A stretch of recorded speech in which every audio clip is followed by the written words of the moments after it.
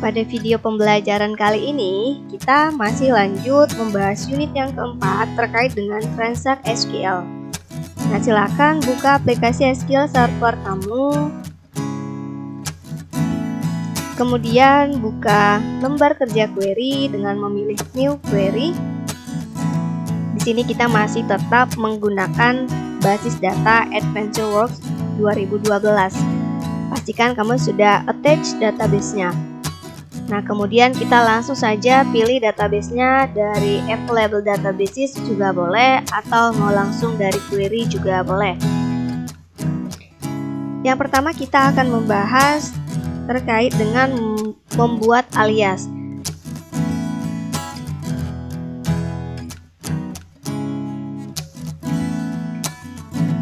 Nah, alias di sini kita gunakan biasanya pada nama tabel atau nama kolom untuk membuat nama yang lebih pendek atau nama yang lebih mudah dipahami, sehingga mempermudah pada saat bekerja dengan agregat, ekspresi, dan query yang melibatkan banyak tabel. Atau dikarenakan basis data yang digunakan mengandung nama-nama kolom yang tidak jelas, sehingga perlu disediakan nama-nama yang lebih mengandung arti bagi aplikasi dan pengguna. Nah, dengan menggunakan alias memungkinkan untuk mengganti atau memperpendek nama dari tabel dan juga kolom. Tahu secara sederhana kita bilang alias ini adalah nama lain. Nama lain apa sih yang akan kita buat? Nah, kita kasih contoh. Kita ketikkan query-nya use AdventureWorks. Ini untuk mengaktifkan database yang akan kita gunakan. Kemudian kita masukkan perintah select from human resource department. Nah, ini nama tabelnya juga kita tambahkan aliasnya, kita buat menjadi lebih singkat, kita jadikan SD. S inilah yang menyatakan alias.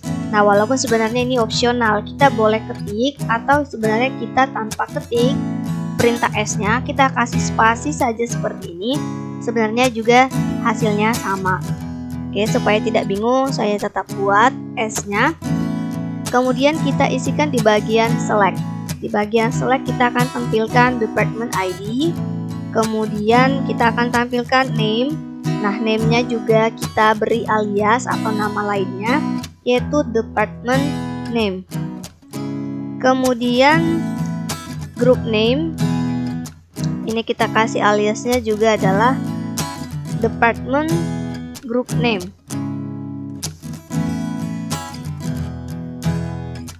Nah, ini jika sudah di akhir kita tambahkan titik koma, kemudian kita blok query-nya, kita execute. Nah, tampilannya seperti ini, ada 16 data. Nah, yang mau kita perhatikan sebenarnya adalah di bagian nama kolomnya. Jadi kalau kita tidak tambahkan kata di sini department name di dalam kolom name, ini yang tampil di bawah seharusnya atau di hasil ini adalah name. Jadi yang tampil harusnya department ID, name, dan group name. Tapi karena kita berikan alias, nah nama alias inilah yang tampil di hasil. Kemudian bagaimana dengan nama tabelnya? Ini kelihatannya di mana? Nah, mungkin untuk tampilan yang saat ini kita mungkin gak lihat langsung apa sih fungsi daripada alias di dalam nama tabel. Tapi nanti setelah UTS kita akan bahas join-nya antara beberapa tabel. Nah, itu mungkin akan kelihatan fungsi daripada alias di dalam nama tabelnya. Mempermudah kita nanti untuk menggabungkan beberapa tabel. Jadi nama-nama tabel yang panjang seperti ini kita bisa persingkat. Oke, ini untuk membuat alias. Yang berikutnya kita akan membahas bagaimana kita bisa membatasi data yang dikembalikan dari hasil query. Oke, kita ketikkan query-nya, kita mau batasi. Jadi kita sebenarnya kalau ada 100 data, supaya tidak lambat misalnya query kita, atau kita hanya butuhkan beberapa data saja, misal 5 teratas. Nah, kita bisa membatasinya menggunakan keyword top. Contohnya kita tambahkan query-nya select from sales order header Kemudian kita masukkan di bagian selectnya ini perintah top. Top inilah yang membatasi data yang akan kita kembalikan. Nah, angka 5 yang di sini kita bisa ubah ya. Ini bebas saja apakah mau buat 5, 10 dan seterusnya.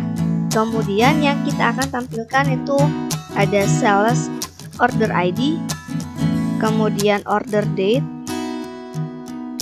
kemudian sales order number, dan yang terakhir ada total due. Nah, kemudian kita mau urutkan datanya. Tambahkan perintah order by total due. Ini secara menurun dari Z ke A. Jika sudah, ini kita blok query-nya dan kita execute. Tampilannya seperti ini. Jadi yang tampil hanya 5 teratas. Nah, kalau misalnya kita ubah menjadi 10, maka nanti yang tampil adalah 10 data. Kemudian kita akan menggunakan perintah distinct dan null.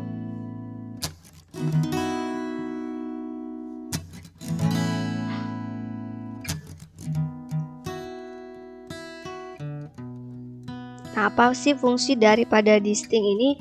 Distinct ini sebenarnya mengembalikan sebuah daftar nilai yang unik atau berbeda dari setiap kolom yang ditentukan dalam sebuah pernyataan select.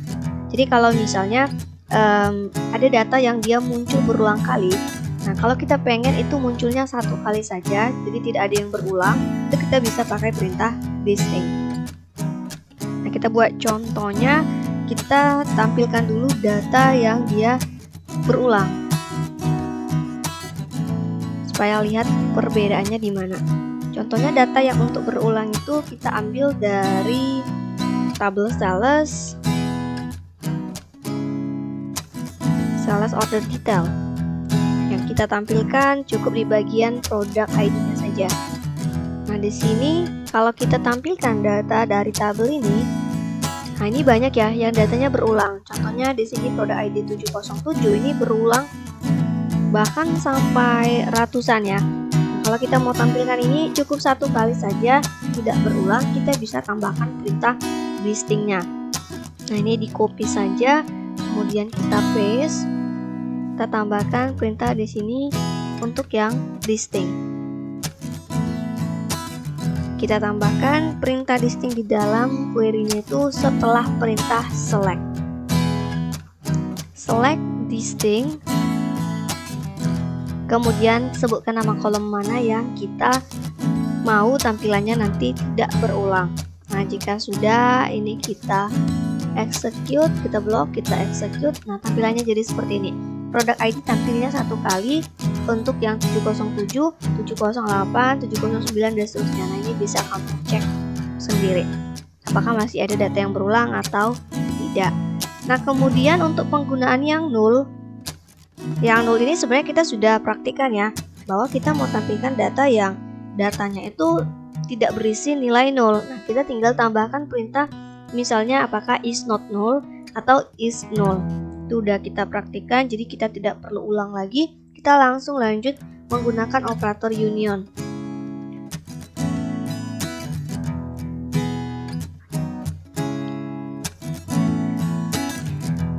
Nah, operator union ini kita gunakan untuk menggabungkan hasil dari dua pernyataan select. Jadi kalau misalnya kita ingin menampilkan dua hal berbeda pakai perintah select, kita bisa gabungkan hasilnya menjadi satu pakai perintah union. Tapi di sini ada dua ya keyword untuk union ini sendiri. Yang pertama ada yang hanya union saja. Ini kita gunakan di mana dia akan menghapus semua baris duplikat di dalam hasil query. Jadi kalau misalnya ada yang berulang seperti yang tadi ya, produk ID-nya berulang, nah dia cukup tampilkan satu kali. Kalau union all, dia akan mengikut sertakan semua data termasuk yang duplikat. Jadi kalau ada dua perintah select, di select yang pertama itu banyak data yang duplikat dia akan tampilkan, plus dengan di select yang kedua banyak data yang duplikat dia akan tampilkan juga. Jadi keduanya digabungkan menjadi satu hasil. Nah, Nah, kita buat perintahnya select from purchasing, kemudian purchase order detail. Yang kita tampilkan itu adalah select product ID-nya, kemudian line total. Nah, untuk perintah union ini sendiri, ini ada syarat tertentu ya. Kalau kita mau gunakan, biasanya kita gunakan untuk data yang jenisnya sama. Oke, atau kita bilang jumlah kolomnya sama, kemudian tipe datanya juga harus yang sesuai, yang cocok. Kemudian kita tambahkan perintah where. Kita mau batasi saja produk ID-nya itu sama dengan 375. Kemudian kita tambahkan perintah union. Kita mau lihat nanti bedanya dengan union all itu seperti apa. Kita coba dulu yang union. Kemudian select from sales order detail, yang ditampilkan juga sama. Nah, ini saya copy ya. Product ID dan line total. Kemudian kita tambahkan perintah where product ID-nya itu adalah yang 753. Nah, jika sudah, kita blok, kemudian kita jalankan. Hasilnya ada 10 baris, tampilannya seperti ini. Jadi tidak ada data yang berulang, 375, 129. Ini berbeda dengan baris yang kedua, tidak ada baris yang sama. Semua yang duplikat dia hapus. Nah, kalau kita jalankan sebenarnya hanya perintah select yang di atas. Saat kita execute, nah ini ada banyak, sebenarnya 30 data. Tapi lihat di sini datanya itu berulang. Jadi datanya ini ya sama. Oke, jadi 375, 130 ini sama dengan baris ke-6. Baris kedua sama dengan baris ketiga, keempat, dan seterusnya. Jadi semua yang berulang dia hilangkan. Yang duplikat dihilangkan. Begitu juga dengan tabel yang satu lagi ya, hasil yang satu lagi. Kalau kita jalankan, ini hasilnya ada 475. Tapi kalau kita sudah gabungkan pakai perintah union tadi, dia akan menghilangkan semua data-data yang duplikat. Hasilnya penggabungannya itu hanya 10 baris. Nah, kalau kita ganti ini menjadi union all, bedanya apa? Kalau ini 10 baris ya, yang tadi union, kita ganti menjadi union all. Kita blok, kemudian kita execute, tampilannya jadi 505. 505 kenapa ya? Karena semua data yang berulang dia sudah masukkan kembali. Itu kalau pakai perintah union all. Berikutnya kita akan menulis ekspresi. Menulis ekspresi di sini sebenarnya mirip konsepnya dengan apa yang sudah kita bahas sebelumnya di modul unit yang ketiga, yaitu mengenai memahami kolom komputasi. Kita akan menggabungkan nilai dari beberapa kolom menjadi satu nilai tunggal. Kita buat contohnya. Select from person, kemudian select listing first name dan last name. Kemudian penggabungannya itu kita buat first name plus dengan last name-nya. Nah, inilah yang kita jadikan suatu ekspresi. Kita jadikan namanya adalah full name. Kemudian kita urutkan datanya order by full name. Nah, ini artinya kita akan urutkan berdasarkan full name menaik ya, artinya A to Z. Jika sudah, kita blok dan kita jalankan, tampilannya seperti ini. Oke, kalau kita mau gabungkan middle name-nya juga, kebetulan di sini middle name-nya itu ada yang dia isiannya 0 ya. Nah, kalau ada kolom yang isiannya 0 itu kalau digabungkan dibuat menjadi ekspresi, biasa hasil ekspresinya menjadi 0. Dia tidak akan hitung lagi first name dan juga last name yang berisi. Nah, kalau misalnya seperti itu, kita bisa filter. Sebagai contoh, di sini kita tambahkan untuk yang last name, middle name-nya. Kalau misalnya kita mau tambah ya, middle name-nya, kita bisa tambahkan perintah square, kita saring, di mana middle name-nya itu jangan ada yang nilainya 0. Berarti kita tambahkan perintah is not 0, sehingga kita bisa gabungkan. Tampilannya jadi seperti ini.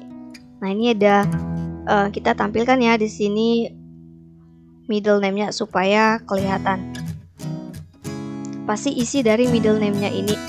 Kemudian kalau digabungkan jadi seperti apa? Nah, contohnya di sini first name-nya A, middle name-nya Francesca, kemudian last name-nya Leonetti. Hasilnya full name-nya di dalam ekspresi menjadi A titik Francesca Leonetti. Kemudian kita sebenarnya juga bisa menulis query dengan ekspresi konstanta. Kalau yang tadi dia mungkin dalam bentuk teks ya. Kalau kita buat dalam konstanta atau dalam bentuk angka seperti apa? Kita buat contohnya select from sales order header. Kemudian kita tampilkan subtotal, tax amount.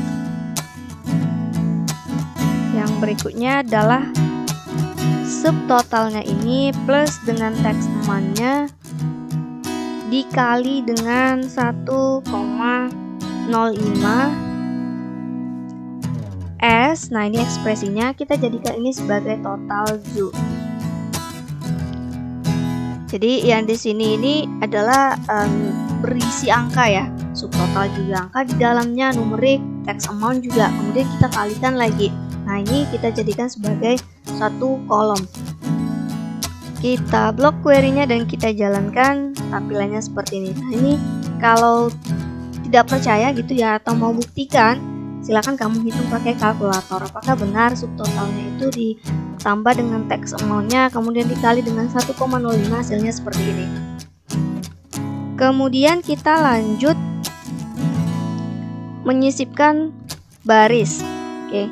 Jadi kalau kita kemarin sudah bahas untuk membuat tabel, nah gimana sih caranya kita memasukkan data ke dalam tabel itu? Itulah yang disebut dengan menyisipkan baris.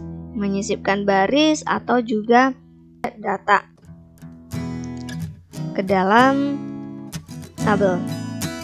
Nah, kita bisa gunakan di sini salah satu tabel yang sudah ada di dalam database kita, AdventureWorks.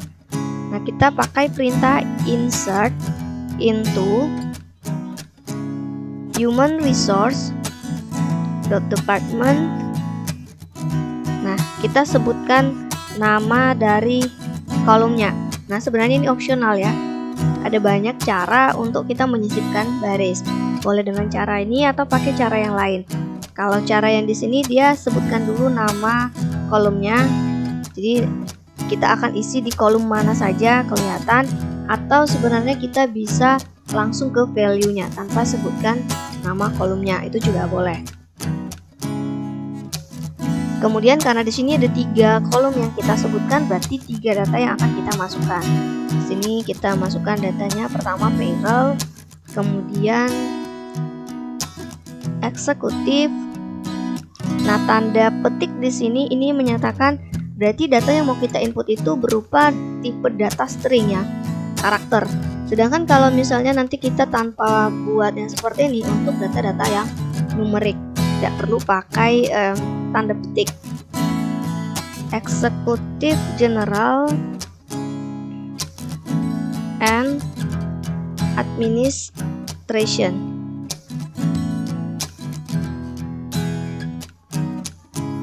Kemudian data yang terakhir itu adalah untuk tanggal 6/12. Ini artinya tanggal 12 Juni 2019. Jika sudah, kita akhiri dengan titik koma. Nah, sebelumnya kita coba lihat dulu apa sih isi daripada tabel ini. Select all from human resource department. Kita mau lihat tabel ini isinya apa. Nah, di sini ada 16 baris punya saya karena saya belum masukkan apa-apa. Kemudian yang terakhir itu ID-nya adalah 16. Kebetulan department ID ini ada identity-nya, sehingga dia tanpa kita masukkan sebenarnya dia nanti akan secara otomatis ada datanya. Ini yang udah pernah kita bahas ya. Nah, di sini dia punya identity. Oke, untuk yang di bagian department ID-nya, kita bisa cek dari desainernya, dari desainnya.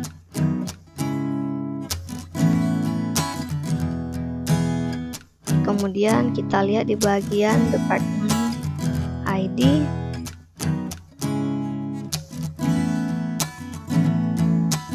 Nah, ini ya, identity specification-nya yes. Jadi memang benar-benar ada penomoran secara otomatis. Startnya 1 dan pertambahannya 1. Nah, kalau sudah, berarti nanti harusnya yang bertambah itu adalah yang berikutnya ya, tambah 1 berarti 17. Jadi kalau misalnya ketemu punya kalian itu nambahnya jadi 18 atau 19 dan seterusnya, nggak usah bingung ya. Bisa jadi sebelumnya Anda sudah pernah memasukkan data, tapi data itu Anda hapus. Nah, di dalam SQL, di dalam basis data, dia akan tetap menyimpan data, menganggap data itu sudah pernah ada dan tidak akan pernah dibuat lagi. Karena konsepnya kunci utama itu tidak boleh duplikat.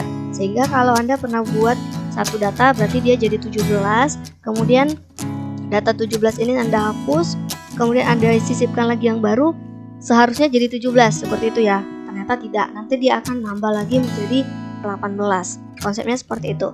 Nah, ini kita blok query insertnya, kemudian kita jalankan. Oke, berhasil dibuat, kemudian coba kita tampilkan ulang.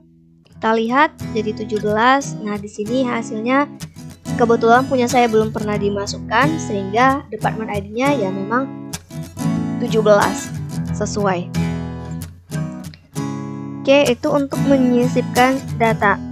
Nah, jika kita ingin memasukkan banyak baris atau banyak data sekaligus dalam sebuah tabel, sebenarnya kita tinggal pisahkan, kita tambahkan di sini koma untuk memisahkan baris pertama dengan baris kedua. Ini kita anggap baris yang pertama. Kalau misalnya kita mau buat baris yang kedua, setelah koma kita tinggal masukin baris yang kedua, isian datanya apa. Kalau kita mau buat baris yang ketiga, kita buat koma lagi, kemudian kita tambahkan lagi baris yang ketiga, dan seterusnya. Jadi query-nya tidak jauh berbeda. Tinggal kita tambahkan data yang mau disisipkan itu apa. Kemudian setelah menyisipkan baris, kita akan membahas memperbarui data di dalam tabel. Jika kita ingin memperbarui data di dalam tabel, kita akan menggunakan perintah update.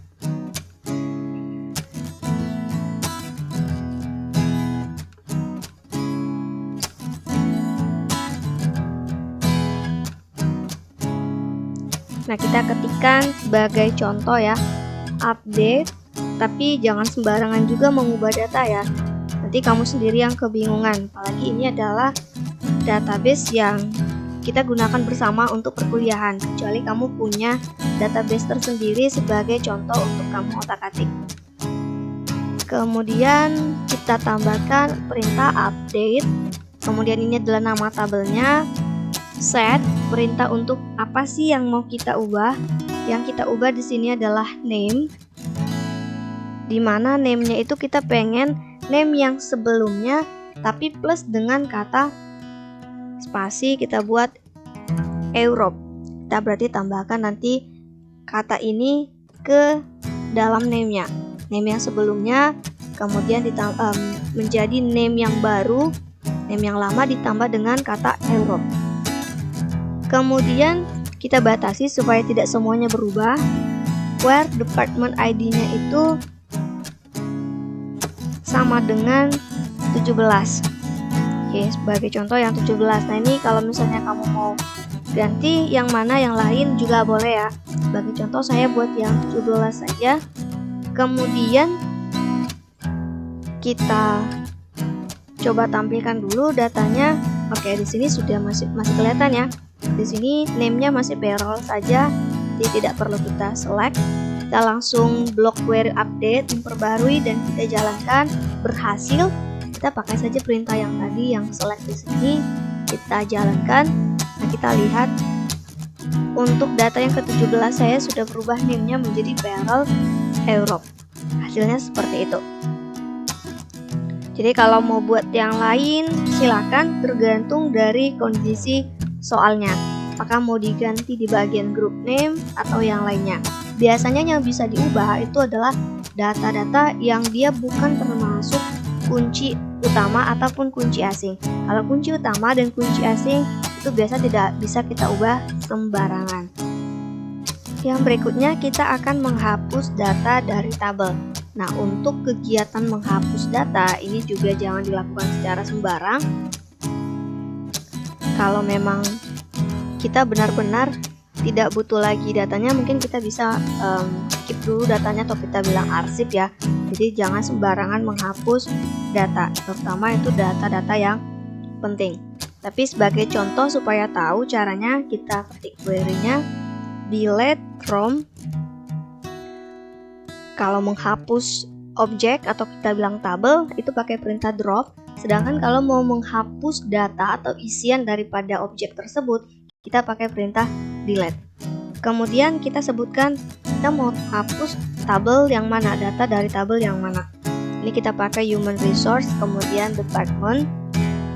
Kemudian kita batasi, jadi supaya nggak semua data yang terhapus. Kalau kita hanya buat pakai perintah delete from human resource department, ini akan terhapus semua baris yang ada di dalam tabel ini. Padahal di dalam tabel ini ada 17 data ya.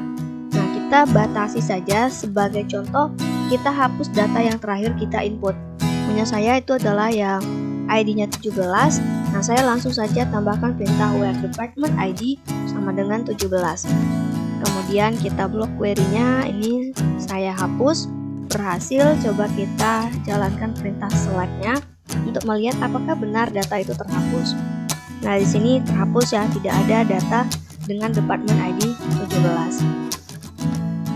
Sampai di sini video pembelajaran kali ini. Silakan Anda perhatikan masing-masing di komputer Anda. Terima kasih.